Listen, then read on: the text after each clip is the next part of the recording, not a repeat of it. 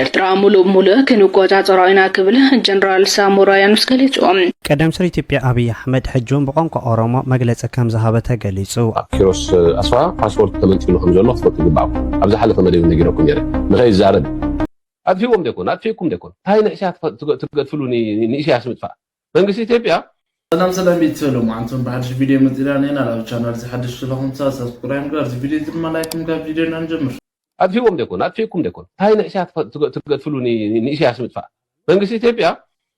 ኣብ ትግራይ ኣቱ ንሕዳ ሻዕብያ ኩሉ ገይሩ ኣብ መጨረሽኡን ንሻዕብያ ከተፋልኩም ተይልዎምሲ ዋ ዝያዳ ኣቢ ትግራይያ ንሻዕብያ ከተጥፍእ ቁርብነት ከተርኢ ዝግባእ ዋ እንዳ ማለት ክነግረካ ሓደ ትግራይ ክልል ያ ብስሩን ኣብ ሓደ ላዕላውነት ዓዲ ፈይዳ ብዛዕባ ዘሎ ስርዓት ምቅያርን ዘይ ምቅያርን ኣይኮነን ብዛዕባ ሓታትነት ሕቶ ኣለዋ ኣብ ኤርትራ ሕቶ ኣለዋ ትግራይ ስለዚህ ሕቶ ድማ በሰላማዊ መንገድ ድምበር ትማለብ ልዕሊና ኣብ ልዕሊ ትግራይ ዝተፈጸመ ገበን ብምፍጻም ድዩ ሕነኽ ፍደ ነይሩ ወሕደ ብፍዳይ ድዩ ፍትሕን ማዕርነትን ክረጋገጽ ነይሩ ናይ ትግራይ ዝብል ካብ ሓንቲ ክልል እንድሕር ኮይናሲ ስለምንታይ ኣብ ሓደ ላዕላዊ ዓዲ ፈይዳ ብዛዕባ ዘሎ ፖለቲካዊ ሃዋውን ኢዳ ኣትያውን ሰራዊት ኣሳቲፋ ካልእ ጌራ ከምቲ ኣብይ ኣሕመድ ዝፈጸሞ ጥፋኣት ዘይፈጸመት ድዩ ቅሬታኻ ሰልጠነ ትግራይ ኢትዮጵያ እንተኮይና ኢትዮጵያ መንግስት ኣዘዛት ትገብርኮ ግዴታ ኣለዋ መንግስት ኢትዮጵያ ድማ ለትግራይ ጉቡእን መሰልን ዝበሃል ነገር ኣሎ ሕገ መንግስት ኣለወን ዘን ዓድታት እዚን بحبار ستأشر سلسلة بتحجة من قصة مسارات تقرأي يقول نفتنا فيدرال سرعة وين تملس بلا فيدراشن يكون أو توكل تزبي يكون أو كل أطول يكون زياتهم بسرعة توكل زبليو كاود ما بتحجة من قصة مسارات ما جزءتين ملس بتحجة من قصة مسارات بجتين لا بتحجة من قصة مسارات عشان كبان دوي باليو سلسلة حجة من قصة حسوس الله أي تقبرني اللي حسوس الله من قصة تبي سلسلة تقرأي تعيا زي جوهرة تابز مدائي كنا على أن تنتنيه زي اللي أجيك تنتنيه خالفين لا عود نزله أنا أرتبط أنا هو حد زلبر إلى كي هو حسي كابت مرت عبور مصر رازاي كل السبابات مسيمر إمانني يزل كله كم مرت عبور أنت زي تملس كله أنت زبلاني رو هو عاد زي بلعب هذا تكلم قال زي قدوسان كمستك trust me أي قدوسان قدام النت ودب تحلل زوليا يزكوا ولا خاف منجورين خاف دولة إنسان معنا إخوان قدم ودب تحلل إذا بتهزبنا هاي مالت زي قدم حزب حلو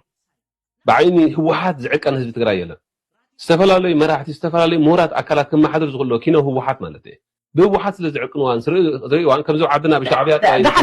نايكم حد بداي حركة ملصوم أنا من قصيتي يا بداي عندنا نيرنا أفتاني من قصيتي بحزل على كل حد نبى أخاف متسلي نبى أخاف متسلي كذا حج نبى مسلكي من قصيتي بيا كله قبر لكمية نشعبيا قلنا فأيون تلوم زيادة أرزي نساتو محراي قبل زجوب أمزنا ولا زخلو بعد مجمع حيلز بلوزنا ورزنا بقى زخلو بقى أمزنا كا حرين كزارة وزنا بقى أبي كده جي شعبيا كدين قصوا له زي جوب أسرعاتيو تزبير ترى متفاق يكون شعبيا متفاق تزبير ترى متفاق ببيني معلوم المقبل ونيري بس نحنا مس تزبير ترى يكون مس شعبيا جن نحنا تجاري يكون أنا أقول له حجي تجاري يكون نعيم مقبل نحن أبقى لزنبر كوني رخبوان من ده يزخلو فخراتات قديف كا مش شعبيا صندوق قبريز يزخلو قبل تقلاته حجي شعبيا زقونا وعليه بالكا علم زفلت أساسي أكل زلوا قدامي منيستر أبي زركبهم سبسلطان سلفي بالتسجنا بزعبا يرترا بزملكت قديات مس دقفتهم زخونا معكنا زينا زقبروك على معدد ملس تواهيب اللوم بروباغاندا سلفي بالتسجنا نوترن مكوتصار زي بالخوينو اند عابي ممتون أبز حجي إوان دما أتسلفي نتقند قداي كردوخم زي كالن منيستر يمان قبر مسكال نمنغستوينن زي منغستوينن معكنا زينا تاقر بمتقاس قليتوم منيستر يمان أبدي تمال عصر تحاد نحاسه أبقصات إكسوز أسفر صحفو أتسقى من تسفى زغورت أنكونا تاسلفي بالتسكنا زيادة بنتصر كاب حيالو نايك أربا أوان معبالاتات كرر خمزخل بفالله دما نوحنا يميديا قال محتد قدماي منيستر تاقرن بزعبا يرتراز ملكت أبقون نتسلفي الدو بزبلا ميدياتات زقبر السفيح وفري كم أبنت بمتقاس مبريبو سلف بالتسجنا أبتم زم حلالفهم استفلاليك على محتتات بزعبا وشتاوي تسجمات إثيوبيا زاربو حدش ملختات ومبريدات ناي إثيوبيا ناي جزار أساس بيتاو قداي زبل منيستري مانه زيومس إيرترا زرخب قداي ولا حنتي يبلو من قبل قليتو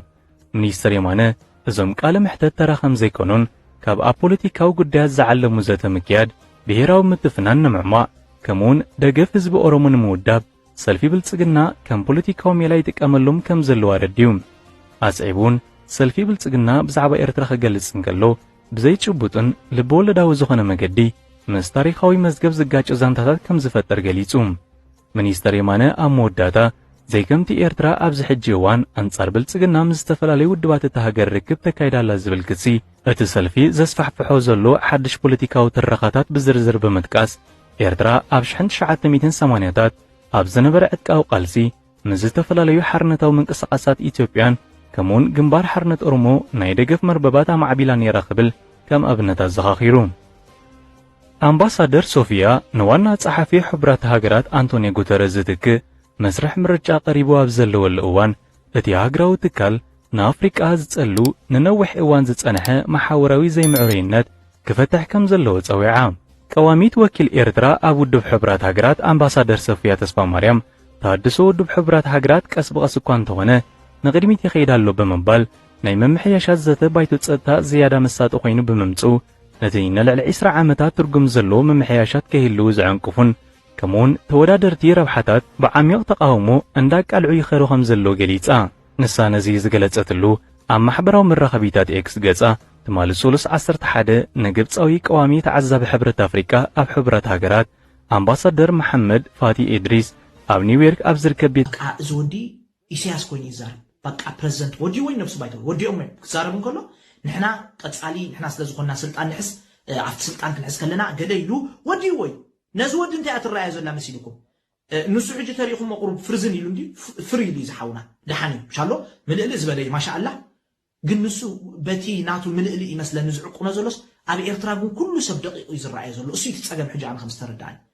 زحاونا قند ጸገሙ ቁሩብ ፍሪ ሊ ዱልዱል ናና ሳይመስልኒ ባይደው ድልድል ሊ ይኹሞ ሃፍታም እንዲኻ ዲታ እዮም በቲ እሱ እንዲ ዝሙል ሕጂ ቁሩብ ይኹሞ ምልእሊ ዝበለ ገለ ተተኸተኸ ገለ وجي تصبق مالتي بحماق عيني كون حجي كلاتنا خرينا نكلو نتهم 4 مليون 3 مليون ما عاد جنا ما عاد قلفت عند زلو ما عاد تكا قلمله دقنايو حجي سلاز دقنايو خرينا نكلو كمزي زين لنا منقص خويني وسينلنا بقى وسينلناس نحنا منقص مسكوننا يزبلات تزربا حجي نحنا بقى خمس صحيفنا لنا خمس غيرنا لنا منقص مسكوننا يزبلنا بقى فتعد سب كم زلو تعد ما عاد جنا خمس زلوا ما عاد زغلغله واغا زخفله ما عاد حمد دفاع شوسة زلوا زي قافت عد خم زلوا كمرحن كسجاجرن زخر ما عاد جبنا خم زلوا تعدي زحونا اندوبل باك اب سودان توليد عبي اب كندا وبيزو اب كندا هفتيمو نعنا مصي بغنزو خمرحنا يزلزل باك تريخمو فرزينو خاصله زلوا دقيقنا يو باك زغلو زبي ارترا دقيق ونه زود باك خمزي عمشق ابيلوس دابدلو يتزقطو يدمديمو بتعمي زحزن بايدوي وعملك عندما هبو زود بتعمي زحزن ولا كوننتن زودن ازيم استفلالي ነገር ያ እዚ ሓደ ተዛረቡ ዘረባ ዘሰብዚ ኣብዚ ስሩ ነገር ውስጥ ስለዚህ ተብሎ በእንደዚህ አይነት ሁኔታ ወታደሩ መያዝ እየተዋጋም እያስረጠልክ ነው የምትሰጠው ከፍተኛ ጥንቃቄ የተደረገው አንድም ሲቪል እንዳትነካ ነው ለምሳሌ ያን ጊዜ 16 የሚሆኑ ወታደሮች ርግብ አድርገዋል ሴቶችን ደፍረዋል 16ቱንም ነው የቀጣው ሰብስበን ደግሞ ኢሚዲየት ነው የቆየ ነገር አይደለም ከምናምን እንዛዛ ነገር አይደለም ወደ ፍርድ ቤት ቀረበ ፍርድ ቤት የሚሰጠውን ማን ሰው ፍርድ ተሰጠው እዛ ፍርዱ ተቀጂ እዚ ትሪዎ ዘለኹም በዚህ ጋጣም እዚ ኦኬ ሶ እትኸዳዕ ጻድቃን ንዓና እንታይ ኢልና 75% ኣብ ትግራይ ዝተፈጸመ ወንጀል ሰራዊት ሻዕብያ ይፈጽሙ ኢልና ሓቀ ባጫ ደበል ሕጂ ሰሚዕኹሞ 16 ወታደራት ደቂ ኣንስትዮ ዓሚፆም ኢልና ራይ እንታይ ይበሃል ከንጉሱ በላይ ጳጳስ ዝበሃል ምስል ኣሎ ሓቀ ባጫ ደበል ሰራዊት ኢትዮጵያ ኣብ ትግራይ ኣትዩ መባዕሉ ዝነገረና ዘሎ 16 ወታደራት ናይ ኢትዮጵያ ደቂ ኣንስትዮ ዓሚፆም 16 ድማ ኣሲርናዮም ኢልና تخدع ጻድቃ እንታይ ኢልና 75 ካሚቲ ሻዕብያ ፈጽሙ ኢልና 25 ካሚቲ ፋኖ ፈጽሙ ኢልና ሕጂ ባጫ ደበል ኦሮሞ ኮይኑ ጀነራል ናይ ኢትዮጵያ ኮይኑ ኣብቲ ናይ ትግራይ ኩናት ተሳቲፉ መቐለ ኣትዩ ባዕሉ ሰራዊት ናይ ኢትዮጵያ 16 ዝኣኽሉ ወታደራት ደቂ ኣንስትዮ ናይ ትግራይ ዓሚፆም እዮም እንዳበሉ ከሎ ቶም ከዳዓት እንታይ ኢሎምና ሰራዊት ናይ ኢትዮጵያ ወላ ሓንቲ ወንጀል ወላ ሓንቲ ጄኖሳይድ ኣይፈጸመን which means war crime ማለት እዩ rape is part of war crime ማለት እዩ ወላ ሓንቲ ነገር ዝፈጸሞ ነገር ኢልና ባዕሉ ባጫ ደበል ይነግረኩም ኣሎ ሕጂ ባዓል ጻድቃን እንታይ እዮም ክብሉ ሶንሳቶም ባራዩ ናይ ብልጽግና ስለ ዝኾኑ አዲስ አበባ ሄዶም ናይ ኢትዮጵያ መከላከያ ሰራዊት ወላ ሓንቲ ወንጀል ከም ዘይፈጸመ ገይሮም ንጹህ ገይሮም ሓቀዶ እዚ ጌታቸው ከዳዕ ባዕሉ ኢንተርቪው ክገብር ከሎ ትብሙሉ 75 ካሚቲ ሻዕብያ ይፈጽሙ ዝብለና ማለት እሞ ባጫ ደበሌ ባዕሉ መጽዩ ሰራዊት ናይ ኢትዮጵያ ወንጀል ፈጽሙ እዩ ደቂ ኣንስትዮ ዓሚፂ እንዳበለካስ መን ትበሃል ስኻ ጠባቃት ኮኑ ሶ ኤርሚያስ ለገሰ ዋቅጅራ ኣብዚ ጽቡቕ ሕቶ ሓቲትዎ ከምዚ ጌርኩም ምባሃል እሞ እንታይ እዩ ኢሉ ሓቲትዎ تمام حرنيا سمعوا تجيكم سمعوا زي على عدنا عجي مسوض عندي أمكر إيوه جن اسمع አግኝተናል ቦታው የኛ ወታደሮች ናቸው ስለዚህ ምንድነው በጆኖሳይድ እኛ ሊከስ ከሆነ መደበኛ የውጊያ አካሄድ አለ ጥርት ያለች የጦር ሜዳ ምናልባት በአሁኑ ሰዓት ሂሪን ዘይ ትንሽ የተገፋፋ ነገር ቢኖር እነሱን ጥንቅቅ አድርገን ሰተን ያውን በዛች ኮላ ወቅት ምክንያቱም ጥንቃቄ ማድረግ አለብን የተናገደ ወታደር ነው እድሜ ልክ ያገለገለ እንደ ባሪያ የሰራ ከጀርባው ተወጋ ነገር ግን አብዛኛዎቹ ደግሞ አግብተዋል ልጆቻቸው እዛው ናቸው ያሉት አሁን እንደዚህ የሚገደሉት በተኙበት የተገደሉት የምንዋጋው እንዲህ አይነት ነገር ውስጥ ነው ስለዚህ ቶሎ ብሎ በእንደዚህ አይነት ሁኔታ ወታደሩን መያዝ በእየሄደ እየተዋጋም እያሰለጠንክ ነው የምትሰጠው ከፍተኛ ጥንቃቄ ሓየለ ዝኸይድ ዘሎ ጽምዶ ኣብ ኬንያ ናይሮቢ ኣኼባ ምክያዱ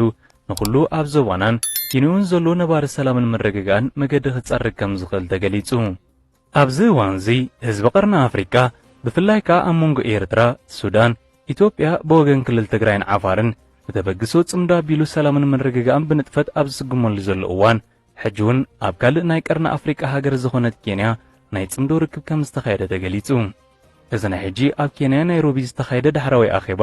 ነቲ ኣብ ባይታ ዘሎ ካብቲ ኣህዛብቲ ዞባ ዘጋጥሞም ፍሉይ ኩነታት ዝፍጠር ዝተሓላለኸ ኹንነት ሓቅነቱ ንምንጽብራቕ ዝዓለመ ከም ዝኾነ ተሳተፍቲ ናይቲ ርክብ ኣብ ዝሃቦ ሓበሬታ ገሊጾም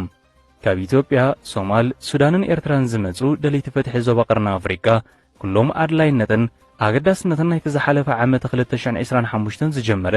ርክብ ህዝቢ ምስ ህዝቢ ወይ ጽምዶ ብምትእሳርን ዝገብሮ ኣኼባታት ኣብ ምድንፋዕ ንዕቤት ጽምዶ ኣብ ቀርኒ ኣፍሪካ ተወሳኺ ነዳዲ ከም ዝኾነ ብተወሳኺ ተገሊጹ ተሳተፍቲ ናይዚ ኣብ ሓጺር እዋን ሰፊሕ ተቐባልነት ረኺቡ ዘሎ ጽምዶ ኣብ መንጎ ዝተፈላለዩ ሕብረተሰብ እዚ ዞባ ምርድዳእን ምትሕብባርን ብምምዕባል ንሰላምን ሓድነትን እቲ ዞባ ኣብ ሓደጋ ዘእትዉ ናይ ሓባር ተጻባእቲ ንምብዳህ ከይተሓለሉ ይሰርሑ ከም ዘለዎም ዝገልጹ እንተኾነ መንግስቲ ኢትዮጵያ ነዚ ምንቅስቓስ ተቐባልነቱ እንዳሰፍሐ ድሕሪ መምጽኡ ኣብ ኢትዮጵያ ንዝርከቡ ዝተፈላለዩ ወተሃደራዊ ወከልቲ ኣህጉራውያን ትካላት ደብዳቤ ብምልኣኽ ተሪር መጠንቀቕታ ከም ዘመሓላለፊ ዝፍለጥ ኣብ ዝሓለፈ ኣዋርሕ ኣብ ደባት ኤርትራ ከተማ ካርቱም ፖርት ሱዳን ኣብዚ ሕጂ እዋን ድማ ኣብ ናይሮቢ ኬንያ ዝኣመሰላ ወሰንቲ ከተማታት ቀርኒ ኣፍሪካ ርክባት ምክያዱ ርኡይ ዞባዊ ኣቓልቦ ምስሓቡ ተንተንቲ ፖለቲካ ቀርኒ ኣፍሪካ የረዱ እዞም ፍጻመታት እዚኣቶም ኣብ መንጎ ህዝቢ ቀርኒ ኣፍሪካ ዝካየድ ዘሎ ምዕባልን ሓድሕድ ምትእስሳር ዘጉልሑን ከም ኣገደስቲ መድረኻትን ዘተን ምትሕብባርን ኮይኖም ምህላዎም ነዚ ምንቅስቓስ ብኣወንታ ዝምልከቱ ብስም ጽምዶ ዝግበሩ ዘለዉ ኣኼባታት ከም ኣገደስቲ መድረኻትን ዘተን ምትሕብባርን ኮይኖም ከም ዘገልግሉ ዘለዉ ይገልጽዎ ተሳተፍትን ደለይቲ ፍትሕን ናይዞም ምትእኻባት እውን ተሞክሮታቶምን ፖለቲካዊ ርድኢታቶምን የካፍሉ ብሓባር ኮይኖም ኣብ ምዕባይ ዝምድናታት ህዝቢ እቲ ዞባ ዘተኮረ ኣብ ጎኖም ደው ዝብል መርበብ ሰላም ንምህናጽ ይሰርሑ ከም ዘለዉ ብተወሳኺ ይገልጹ እዚ ምንቅስቓስ እዚ እናዓበየ ኣብ ዝኸደሉ ዘሎ እዋን ንኹሉ ኣብ ዞባናን ኪንኡን ዘለዎ ነባሪ ሰላምን መረጋጋእን መገዲ ክጸርግ ዝብል ተስፋ ከም ዘለዎ ተንተንቲ ፖለቲካ ዞባ ብተወሳኺ ይገልጹ ስደት ስምፑል ክወጽእ ይኽእል ዓይነ ስውር ክወጽእ ይኽእል ዝኾነ ሰብ ክወጽእ ይኽእል ስደት ዝምለስ ግን ሰብ ኣይጥራይ ትዕጫና ባና መጺሎ ጽቡቕ ዕጫ እኮ ይኮነን ናይ ምውጋዕ ዕጫ እኮ ቀሲልና ንመሃረሉ ቀሲልና ንማየጠሉ ኸውን እዩ ግን ታ ባይታን ታ ብረትን ከይተሓዚ ዝኹሉ ናይ ዕላማ ጸገም ስለ ዘለና ዘይብራህናየ ነገር ስለ ዘሎ ይኮነን እንታይ ዳ ታ ኾነታት በኣና ከይትኸውን ታ መወዳእታስ በኣና ከይትዛዘም ከምዚ ኣነ ዶ ከይሓርስ ንስኽዶ ገለ ትበሃል ምስል ኣላ ሓቢርና ዓዲ ንውዓል እያ ሓቢርና ቡን እንዳሰተና ራይት ኤክስ ንግበር እያ ነኖ ንሕና ክንወፍርባ ክንንቀሳቐስ ንሕና ተሓሪና ንመስል ኣለና ትዕጫና ባና መጺሎ ጽቡቕ ዕጫ እኮ ይኮነን ናይ ምውጋዕ ዕጫ እኮ እዩ ክቡራት ኣሕዋት ወላ ተዛሓሚወስ ጽቡቕ ዕጫ እኮ ይኮነን ኩላህና እኮ ክንመሃር ክንወልድ ክንዓቢ ኣብቲ ዘለዎ ቦታ ክንከይድ እኳ ይዝግባአና ኩላህኩ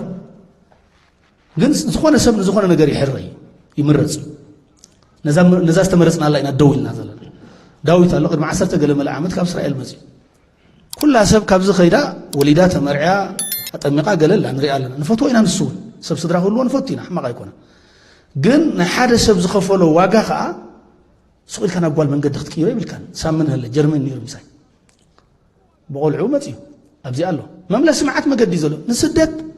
ስምፑል ክወጽእ ይኽእል ዓይነ ስውር ክወጽእ ይኽእል ተተብትና ናይ ልምዓት መደብና እዚ ምስ ነይሩ ሽኻቆጣ ንጋር ነብሰረም ይገኒና